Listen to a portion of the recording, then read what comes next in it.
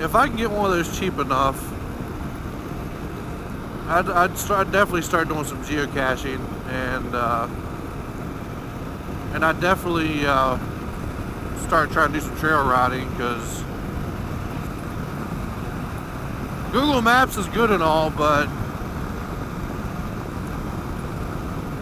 it doesn't. I don't think it doesn't really know how to handle off-road trails, and I know there's maps for that, but again, that's something that's going to be using data. And while I think I have enough data to do it, I just, because I use Google Maps at work all day. Well, not all day. I mean, anytime I go from one service call to the other. But I've never tried to use something like that for a prolonged period of time. Normally it's 15 minutes from point A to point B, turn it off, and if I know where the next place is, I won't even use it, or if it's someone I already know, I won't use it. So I'm not using it 100% of the time. I did have a Garmin at one point. It was an automotive version. I had that thing for about 3 years, and it just got to the point to where it was too far outdated. The battery on it was toast, because it just sat, you know, like anything else, it sits in the sun for... We're going to get off here. I don't feel like trying to pass that semi.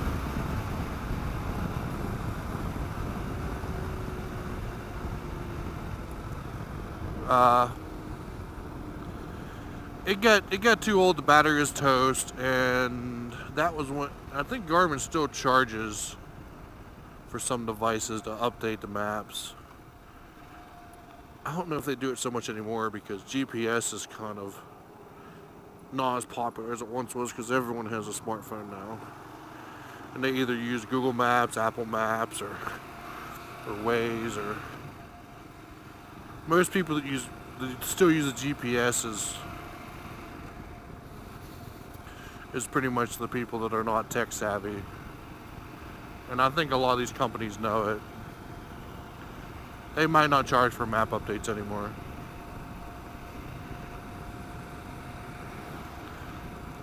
I guess what I'm getting at is I couldn't justify once I quit using my Garmin and switched to using Google Maps, which my first experience and trial run of it was with my old HTC Android tablet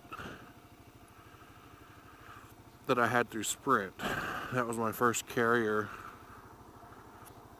backed and tablet that had a wireless connection other than Wi-Fi.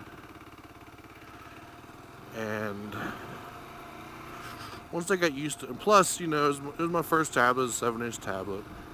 And once you get used to using GPS on something that big, it's hard to go back to, what you doing, honey? Lady. I can't believe I just called her honey.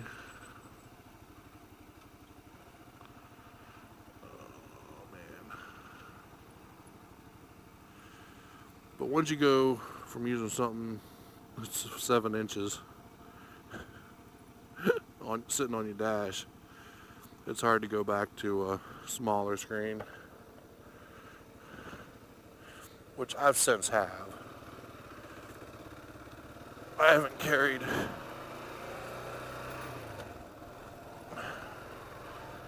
I retired that tablet. It got to where it wouldn't take a charge anymore. I had it for I think it was 3 years.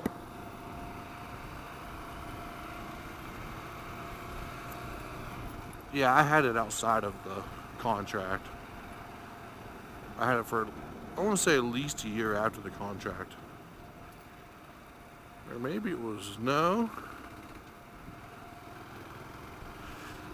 No, pretty much not long after the contract, the charging port on back at that time. This was I don't know, 2008, 2009.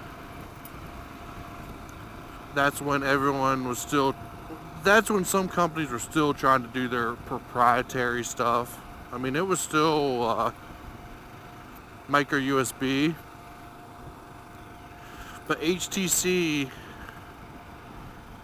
had this weird shaped port. You could still fit a micro USB port in it, but it was loose. And I had two HTC devices at the time when I had that tablet. That's part of the reason why I bought my tablet, because I was one of those guys that I want to have both the same, which I learned is not always the best thing to do.